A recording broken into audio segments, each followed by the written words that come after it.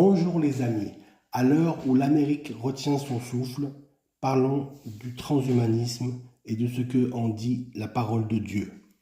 La longévité de l'homme pourrait atteindre les 150 ans en 2100, c'est ce que nous disent les scientifiques.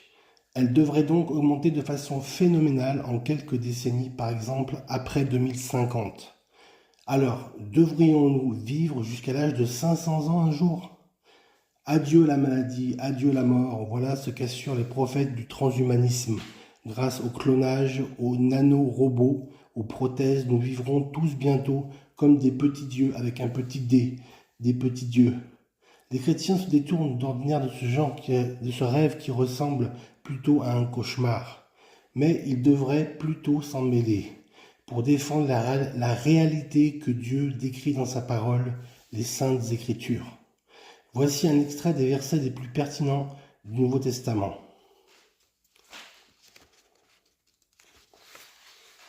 En vérité, je vous le dis, si quelqu'un garde ma parole, il ne verra jamais la mort.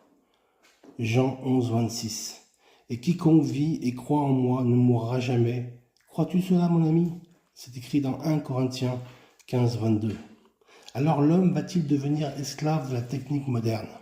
En quoi l'intelligence artificielle et les nouvelles technologies menacent-elles notre humanité ? Parce que nous ne serons plus libres, mes amis, évidemment. Science sans conscience n'est que ruine de l'âme, disait Rabelais.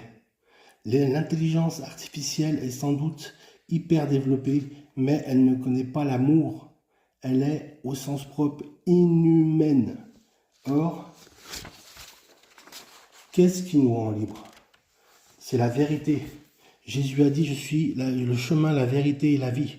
La quête de vérité qui s'exprime à travers l'amour du Christ. La seule chose que le transhumanisme ne pourra jamais voler à l'homme, c'est l'amour. L'homme est rongé par l'éco-anxiété.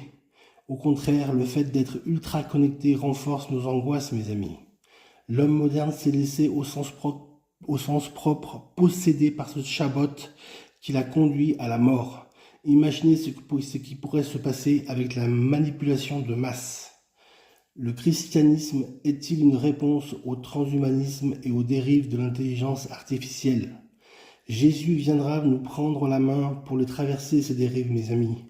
Pour être touché par la grâce, il faut accueillir cette parole du Christ confiée à saint Paul. « Ma grâce te suffit, ma force se déploie dans ta faiblesse ».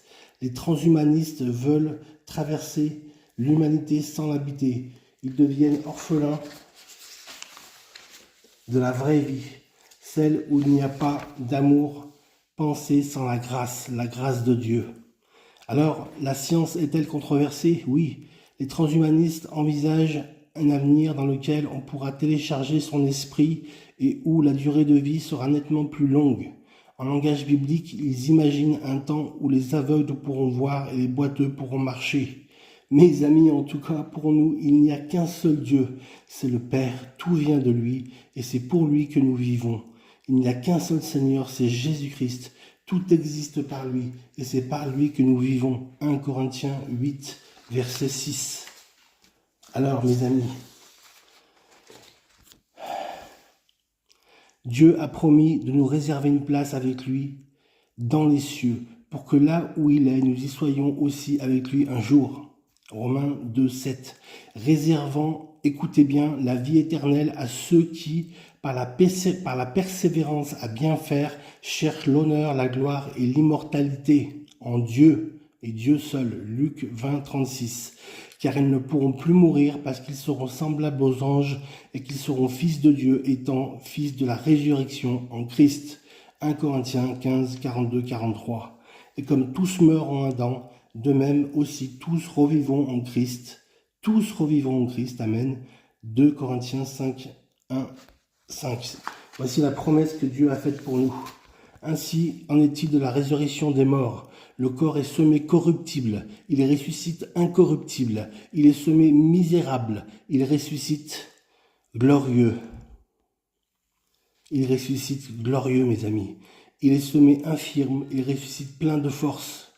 C'est la promesse de Dieu pour chacun de nous, mes amis. Le Créateur de toutes choses, des cieux et de la terre, c'est l'éternel Dieu. Un jour, nous ressusciterons des morts nous serons assis avec Dieu, tous ensemble, tous ceux que Dieu a choisis, appelés, prédestinés et glorifiés. Amen.